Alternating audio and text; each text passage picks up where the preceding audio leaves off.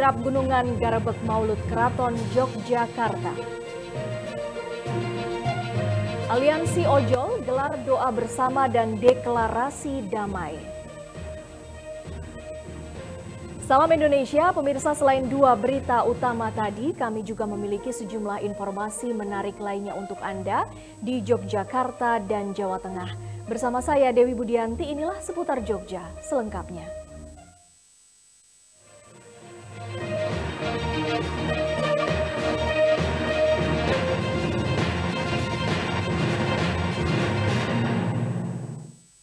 Pemirsa, antusiasme tinggi masyarakat tampak saat mengikuti hajat dalam Keraton Yogyakarta, Garebeg Maulud di halaman Masjid Gede Kauman Jumat pagi. Titik kemeriahan warga dan wisatawan juga tampak di Kompleks Puro Pakualaman dan Kepatihan yang menjadi titik pemberhentian kirap gunungan.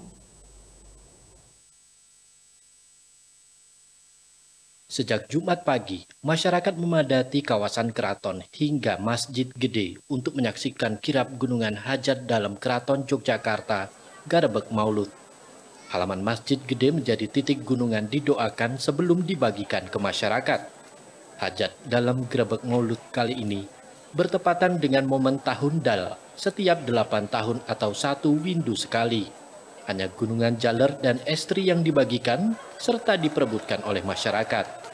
Akan tetapi karena antusiasme yang begitu besar, publik yang tidak sabar pun akhirnya mendekat untuk meraih gunungan berisi hasil bumi persembahan Keraton Yogyakarta. Secara keseluruhan, terdapat 8 gunungan dengan 6 jenis yang dikeluarkan Keraton Yogyakarta, yaitu Gunungan Kakung, Estri, Gepak, Darat, dan Pawuhan yang dibagikan di Masjid Gede. 2 gunungan kakung dibawa ke Puro Pakualaman dan Kompleks Kepatihan. Pada Garebeg Maulud tahun Dal ini, keraton menambah 1 gunungan yang jarang sekali muncul, yakni Gunungan Gromo. Garebeg Maulud Dal yang pada saat ini tahun 1959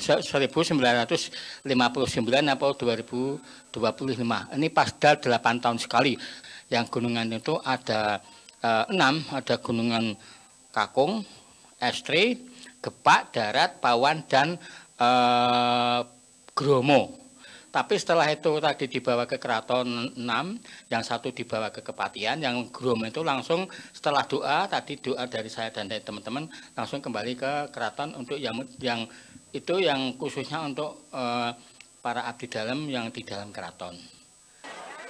Kemeriahan warga dan wisatawan juga tampak memadati area Puro Pakualaman Yogyakarta untuk menyaksikan tradisi Garebeg Maulud pada Jumat siang.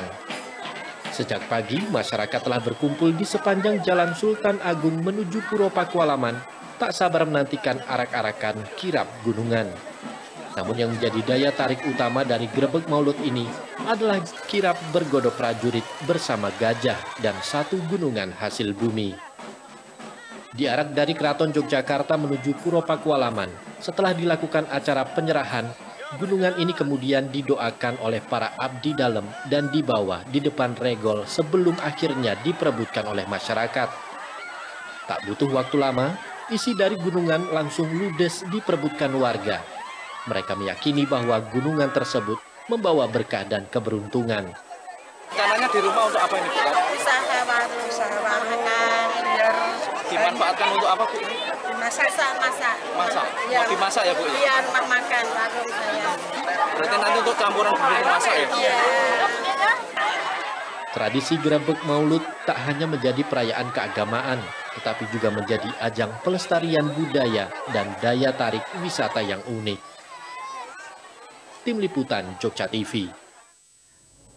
Usai iring-iringan gunungan hingga Ubo Rampe Parden didoakan dan dibagikan kepada warga di Masjid Gede Kauman, isi Ubo Rampe Parden Garebeg Maulud juga dibawa ke Kompleks Kepatihan Yogyakarta untuk dibagikan kepada para ASN Pemda DIY dan warga yang datang.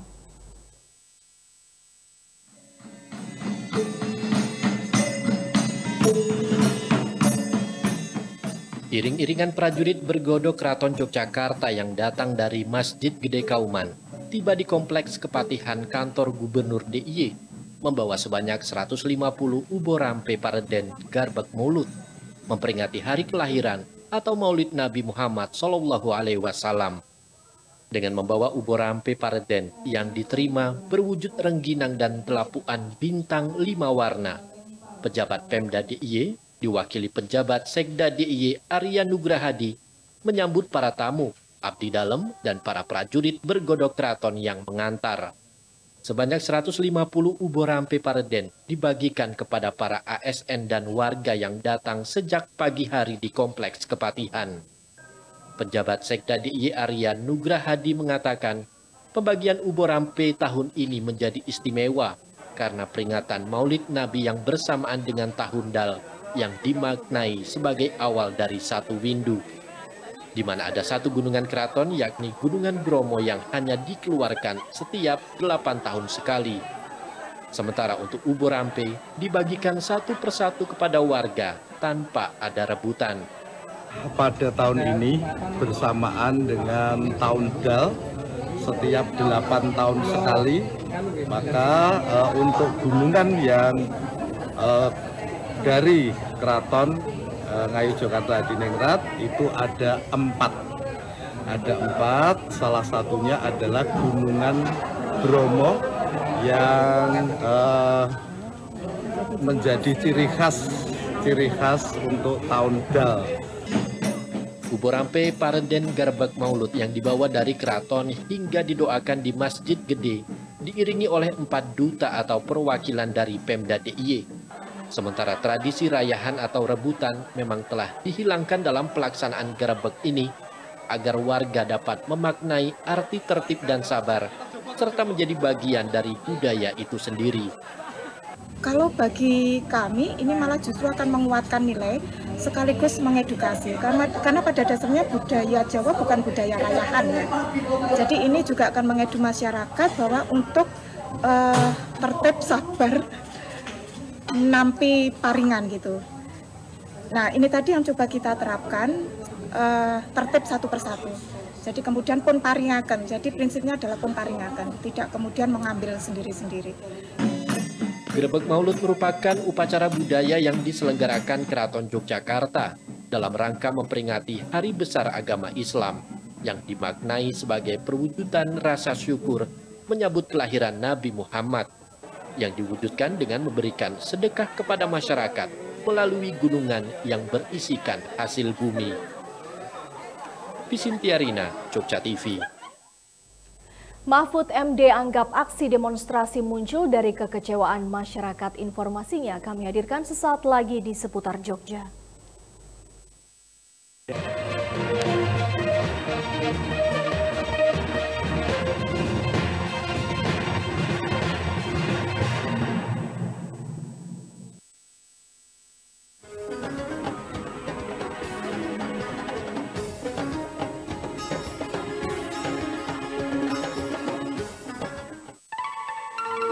Selamat datang di dunia warna MQ. Warna adalah karakter, inspirasi, ekspresi, lambang dan harapan. Inovasi warna MQ, cat kayu dan besi yang penuh inspirasi. Gairah dan romantisme warna ungu lavender adalah inspirasi pribadi yang terbuka dan penuh inovasi. Ini Anda bukan? MQ, merubah yang biasa menjadi luar biasa. Pengobatan alternatif Batara, spesialis penyakit kronis dan menaun tanpa operasi. Sistem penyembuhan menggunakan terapi akupuntur dan terapi infrared untuk mematikan akar penyakit dipadu dengan ramuan Tiongkok dan ekstrak ramuan herbal. Ramuan dibuat khusus sesuai keluhan penyakit Anda. Berbagai jenis penyakit dapat diobati seperti katarak, prostat, diabetes, kanker, tumor ganas, jantung, stroke. 6 bulan yang lalu saya menderita diabetes. Gula darah saya sampai 400. Seluruh tubuh saya tidak bertenaga. Kaki dan tangan saya kesemutan dan bengkak. Penglihatan kabur, berat badan saya menurun. Tiap hari saya harus minum obat dan suntik insulin. Namun setelah diterapi di pengobatan Batara dan minum ramuan, gula darah saya normal kembali. Pengobatan alternatif Batara juga melayani pelangsingan dan tambah tinggi badan 1 hingga 8 cm secara permanen langsung diterapi di tempat. Datang ke klinik kami, Jalan Ring Road Selatan, Perempatan Dongkelan RT 9, Selatan Jalan. Lihat papan nama Batara.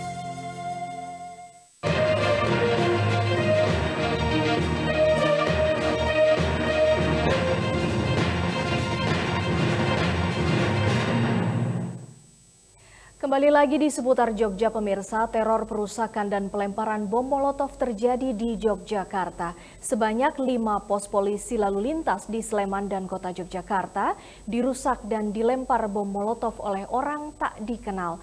Aksi ini sempat rekam CCTV dan video amatir warga. Hingga kini polisi masih melakukan pencarian terhadap pelaku.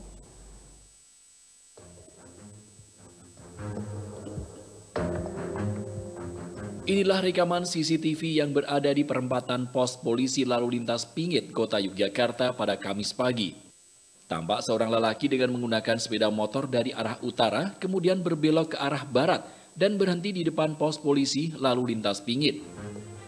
Tak berselang lama pelaku langsung menyalakan sumbu pada botol, kemudian melemparkannya ke arah pos polisi dan kemudian melarikan diri.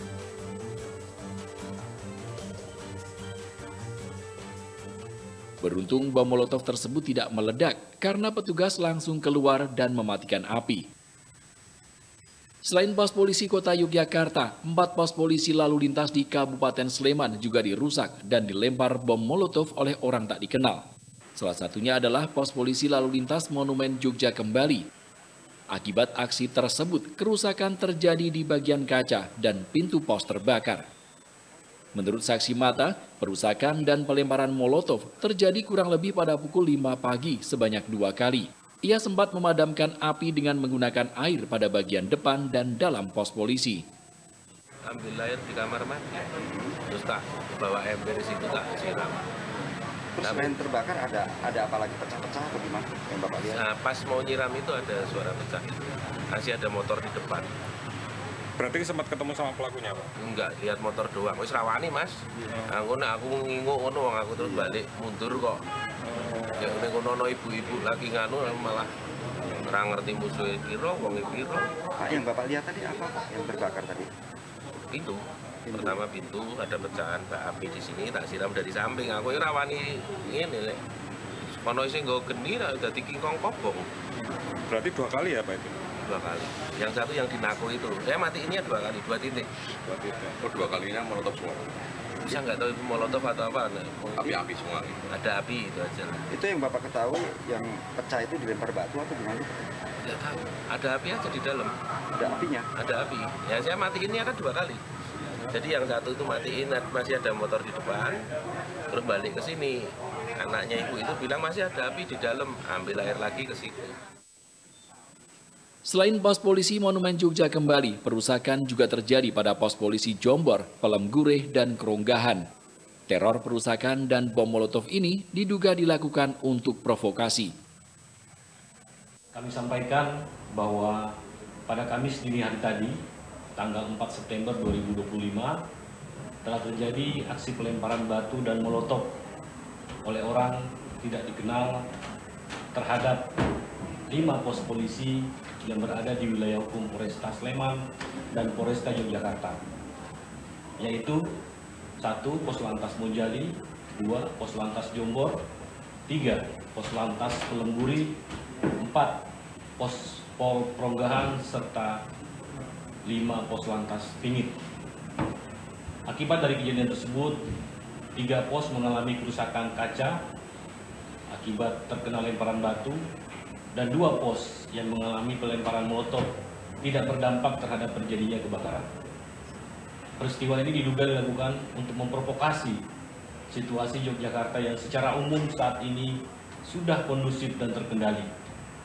Saat ini, jajaran Polresta Yogyakarta dan Polresta Sleman telah melakukan olah TKP, mengumpulkan bukti-bukti, serta menindaklanjuti setiap informasi yang diterima terkait peristiwa tersebut. Peristiwa ini akan kami proses dan tindak secara tegas sesuai hukum yang berlaku. Hingga saat ini pihak jajaran Polresta Sleman dan Polresta Yogyakarta tengah mengumpulkan keterangan dari para saksi dan juga CCTV untuk menangkap pelaku perusakan dan pembakaran pos polisi lalu lintas tersebut. Fauyan Ahmad, Jogja TV.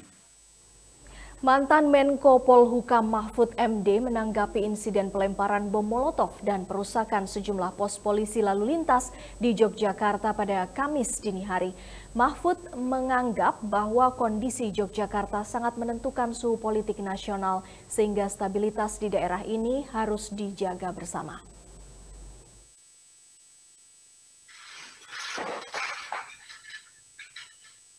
Ditemui di Kompleks Kepatihan, mantan Menko Polhukam Mahfud MD menanggapi aksi orang tak dikenal yang melakukan perusakan dan pelemparan bom Molotov di sejumlah pos polisi di wilayah kota Yogyakarta dan Kabupaten Sleman.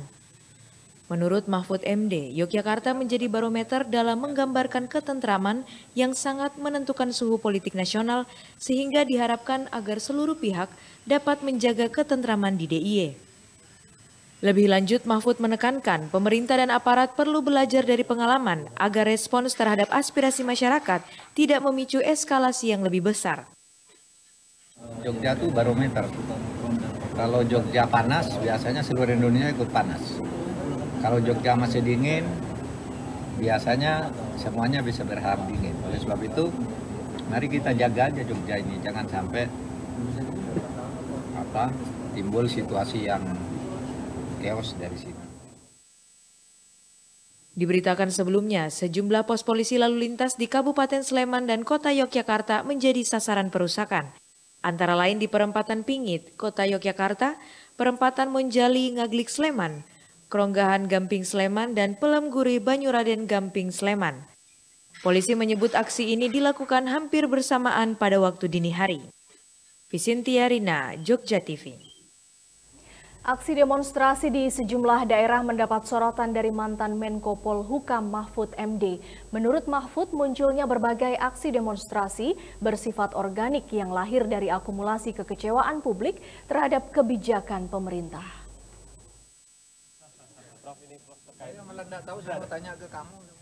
Mantan Menko Polhukam Mahfud MD menyoroti munculnya aksi demonstrasi yang terjadi di beberapa daerah termasuk Yogyakarta hingga menimbulkan kerusuhan dan kerusakan fasilitas. Mahfud MD menilai munculnya aksi demonstrasi tersebut bersifat organik yang berasal dari masyarakat atas akumulasi kekecewaan publik. Gerakan organik inilah yang justru tidak terdeteksi oleh intelijen lantaran dipicu secara tiba-tiba. Mahfud MD juga menilai munculnya unjuk rasa dikarenakan pemerintah hingga DPR terlihat tidak serius dalam menanggapi keluhan masyarakat sehingga menimbulkan dampak kekecewaan dan amarah publik. Ya, saya sudah berkali-kali katakan bahwa munculnya demo ini aslinya adalah organik. Organik itu ada alasan-alasan yang memang muncul dari bawah dan real. Cuma kemudian ada yang menunggangi.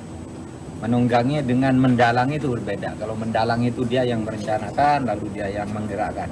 Ini enggak, masyarakat organik, makanya tidak tersentuh oleh intelijen sebelumnya. Tiba-tiba muncul blur gitu kan, karena pemicunya muncul ya organiknya muncul juga. Nah kemudian ada yang menunggangi macam-macam teorinya itu. Saya tidak tahu siapa dan saya tidak ingin tahu siapa penunggangnya. Tetapi pokok masalahnya itu akumulasi kekecewaan publik terhadap berbagai kebijakan pemerintah yang tidak pernah ditanggapi serius. Saat disinggung mengenai aksi demo yang juga merupakan upaya makar, Mahfud lebih menyerahkan kepada pihak aparat kepolisian. Jika terbukti adanya upaya makar, Mahfud MD meminta untuk segera ditangkap pelakunya. Dan situasi seperti ini seharusnya dapat menjadi pembelajaran serius bagi pemerintah dan DPR dan menyentil pemerintah agar tidak lagi banyak bergurau seperti mengurus warung kopi. Ya, kita belajarlah dari pengalaman itu untuk menjadi lebih baik. Karena ngurus negara ini tidak seperti ngurus warung kopi. Bisa dibawa bergurau karena orangnya sedikit. Kurang gula sedikit, tambah dikit. Ini terlalu manis, tambah airnya dan sebagainya. Oh ini ngurus banyak, lalu dibawa tidak tanggapannya, maksudnya tanggapannya terhadap berbagai persoalan itu tidak kurang berkualitas lah. Sehingga muncul gerakan-gerakan yang sifatnya organik yang tadinya satu-satu ada di sana lalu bergerak bersama di hari yang sama karena pemicu yang sama. Arena, Jogja TV. Aliansi Ojol gelar doa bersama dan deklarasi damai kami hadirkan sesaat lagi.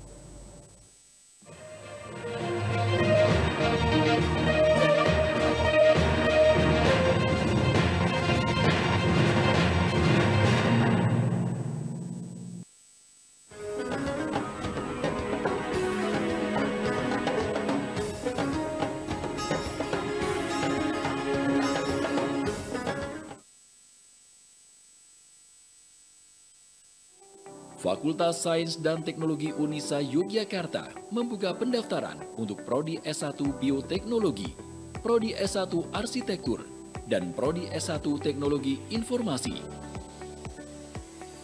Tersedia banyak beasiswa bagi calon mahasiswa baru.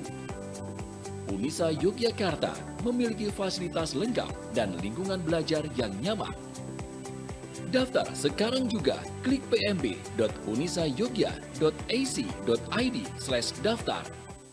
Kenduri ini bermakna menjunjung tinggi rasa kerukunan antar warga. Upacara adat ganti Dwojo ini dikemas secara menarik, sehingga masyarakat bisa menikmati upacara ini.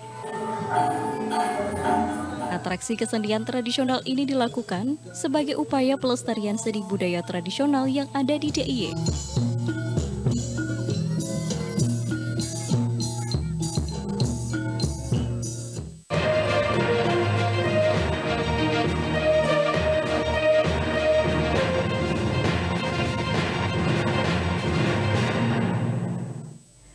Pemirsa, Aliansi Ojek Online Ojol di Klaten, Jawa Tengah, Kamis siang menggelar doa bersama untuk almarhum Afan Kurniawan, salah seorang pengemudi ojol yang tewas terlindas rantis Brimob Kamis 28 Agustus 2025 lalu. Setelah doa bersama, sebanyak kurang lebih 200 pengemudi ojol Klaten yang hadir juga menggelar deklarasi damai.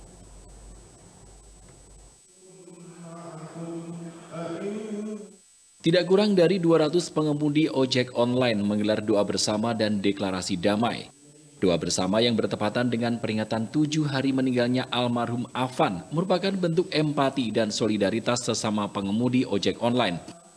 Ketua Aliansi Ojek Online Bersatu Kabupaten Klaten, Doni Rika menyampaikan, selain bentuk empati, doa bersama ini juga menjadi bukti bahwa solidaritas yang tercipta di antara pengemudi ojek online tidak mudah goyah oleh berbagai provokasi. Doa bersama ini sekaligus menjadi momentum untuk menyatukan para driver ojol di Klaten untuk bersama-sama menjaga Klaten agar tetap aman dan kondusif. Kami ojek online Klaten ini ingin menunjukkan bahwa kami ini ojek online, walaupun kami ojek online, tapi kami itu masih mempunyai rasa empati, tapi tidak tersalurkan dengan anarkisme. Kami ingin menampakkan kepada teman-teman yang lain bahwa ojek Klaten ini ojek Klaten yang ramah, ojek online Klaten yang pintar, yang bisa menyaring mana itu provokasi yang kira-kira bisa menjadikan hal yang tidak diinginkan dan hal yang bisa dikoordinir bersama untuk menunjukkan rasa solidaritas kami. Sementara itu, selain menyampaikan rasa empati dan duka cita mendalam atas almarhum Afan Kurniawan, Kapolres Klaten AKBP Nur Cahyo juga mengatakan, agenda doa bersama dan deklarasi damai ini menjadi bukti solidaritas dan soliditas para pengemudi ojek online di Klaten dalam menjaga semangat persatuan dan kesatuan. Kami ucapkan sekali lagi rasa empati kami atas berpulangnya dari kita yang telah mendahului Afan Kurniawan, semoga Husnul Khotimah diberi segala kebaikan, mendapatkan tempat mulia di surga. Dan hari ini kami sangat bersyukur bisa berdoa bersama untuk bisa menjaga situasi kondusif yang ada di Klaten ini tetap terjaga, menambah semangat persatuan dan kesatuan kita, dan untuk tidak mudah terprovokasi. Kondisi saat ini kita harus terus memperkuat persatuan sekali lagi supaya tidak terprovokasi. Haryadi, Jogja TV. Sejumlah mahasiswa yang tergabung dalam Himpunan Mahasiswa Islam HMI Cabang Boyolali menggelar aksi damai di depan gedung DPRD Boyolali. Dalam aksi ini mereka menyampaikan aspirasi terkait berbagai persoalan yang sedang bergejolak di beberapa daerah yang mengakibatkan sejumlah orang meninggal dunia saat melakukan aksi damai Kamis sore.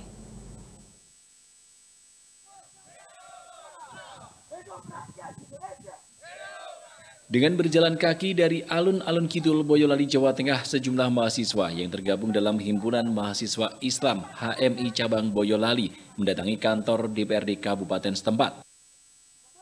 Dengan membawa spanduk dan poster, para peserta aksi secara bergantian menyampaikan orasi di depan DPRD. Dalam orasinya mereka mendesak DPRD dan juga pemerintah kabupaten untuk lebih serius menangani persoalan rakyat dan menyampaikan aspirasi mereka ke pemerintah pusat. Setelah menyampaikan aspirasi, perwakilan pengunjuk rasa melakukan audiensi dengan Bupati serta Forkopimda Kabupaten setempat. Massa juga melakukan tabur bunga dan doa bersama atas meninggalnya 10 orang dari berbagai daerah saat menyampaikan aspirasinya kepada DPR. Aksi demo berlangsung tertib dan damai dengan pengawalan dari Polres Boyolali dan anggota TNI. Cuma yang kami butuhkan adalah aksi nyata atau langkah konkret dengan 10 korban. Ini harusnya pemerintah sudah harus mulai merumuskan atau memunculkan sesuatu untuk bisa bagaimana hal serupa tidak terjadi lagi. Kita bisa duduk bersama dengan seluruh jajaran Forkopimda, dengan mahasiswa, dan juga tentunya aspirasi dari teman-teman mahasiswa pastinya akan kita tindak lanjuti sampai di tingkat provinsi maupun yang ada di tingkat daerah. Harapannya sekali lagi ini juga akan menjadi pembelajaran kita bersama, ternyata bahwa dengan duduk bersama pun kita bisa menyelesaikan masalah.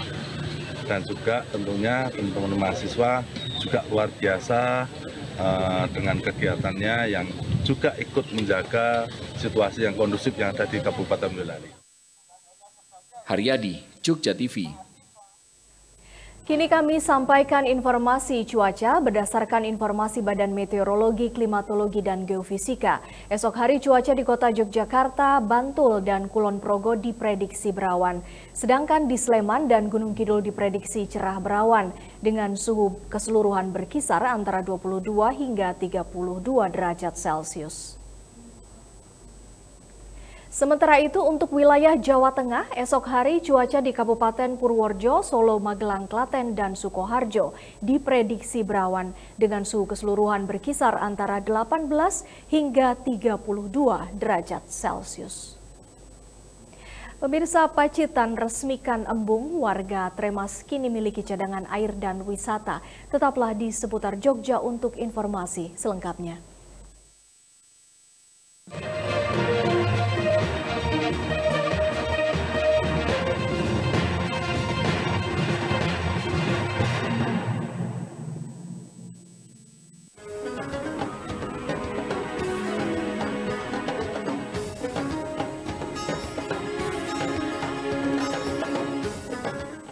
Bagi Anda yang menderita sakit ambeien atau wasir, segera berobat ke Enggal Dangan dari ambeien stadium 1, ambeien stadium 2, ambeien stadium 3, dan terakhir ambeien stadium 4. Dengan berobat ke Enggal Dangan, ambeien Anda akan terobati. Pengobatan alternatif Enggal Dangan juga mengobati kanker, katarak, prostat, diabetes, dan penyakit lainnya. Dengan metode penyembuhan mematikan akar penyakit, melalui titik meridian akupuntur, serta menggunakan ramuan leluhur yang dikombinasikan dengan ramuan Cina, akan mengobati penyakit kronis Anda tanpa operasi. Jangan ragu untuk berobat ke Enggal Dangan, karena kami memberikan bukti, bukan janji. Kunjungi kami di pengobatan alternatif Enggal Dangan, di Jalan Jogja Solo KM 17, Pamukti Baru RT 4, RW 2, Telogo Prambanan.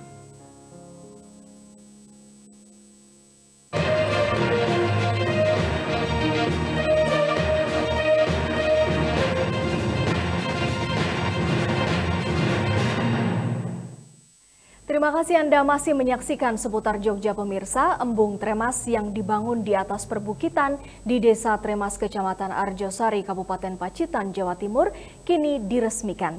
Dibangun dan dirancang untuk mendukung sektor pertanian dan pengembangan ekowisata berkelanjutan, embung ini diresmikan Coca-Cola Foundation bersama benihbaik.com dan Yayasan Obor Tani.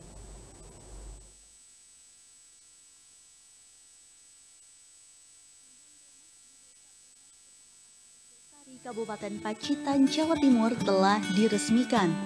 Peresmian Embung Tremas dilakukan Bupati Pacitan ditandai dengan pemotongan tumpeng, dilanjutkan pemotongan pita, dan penandatanganan prasasti disaksikan Ketua Coca-Cola Foundation Indonesia, Triyono Priyosusilo, founder benihbaik.com, Andi F. Noya, dan Eksekutif Director Yayasan Obor Tani Pratomo, serta tokoh pemuka agama dan warga setempat. Bupati Pacitan Indratan Nur Bayuaji secara simbolis juga melakukan pelepasan benih ikan di Embung Tremas. Selain menyediakan air untuk mengairi lahan pertanian, embung yang dibangun sejak 2020 dan rampung pada 2022 ini juga akan terintegrasi dengan inisiatif pengelolaan sampah organik melalui program Organic Waste Solution. Bangunan konservasi air yang berdiri di atas Bukit Pageran ini menjadi sumber penting bagi warga Tremas untuk menghadapi ancaman kekeringan. Embung ini peruntukannya tentunya yang paling utama adalah untuk kebutuhan air. Akan tetapi manfaat yang lainnya insya Allah akan bisa dimanfaatkan selama masyarakat terutama bisa berkontribusi juga. Ketua Coca-Cola Foundation Indonesia, Triyono Priyosusilo mengungkapkan, embung ini bukan hanya sekedar infrastruktur, melainkan investasi jangka panjang bagi masyarakat. Di embung ini juga dilakukan pengolahan sampah organik, yakni mengubah sampah rumah tangga menjadi pakan ternak, pupuk organik, dan sumber ekonomi baru bagi warga Tremas. Pemanfaatannya terkait dengan tentunya dari sisi pertanian dan juga kedepannya akan bisa ekowisata. Nah, kedepannya setelah ini jadi, kami ingin juga meningkatkan kebermanfaatannya, sehingga kami bekerja sama juga dengan Benih Baik untuk memberikan solusi terkait dengan pengelolaan sampah organik yang insya Allah akan bisa menjadi bagian dari pemberdayaan ekonomi masyarakat juga. Selain sebagai solusi ketahanan air, kawasan ini juga berpotensi dikembangkan menjadi destinasi ekowisata. Dengan panorama alam yang indah, keberadaan embung dapat memberikan manfaat ekonomi jangka panjang bagi masyarakat Tremas. Haryatmaja, Jogja TV. Demikianlah seluruh rangkaian informasi dalam Seputar Jogja edisi kali ini. Mewakili kerabat kerja yang bertugas, saya Dewi Budianti undur diri. Terima kasih atas perhatian Anda dan salam Indonesia.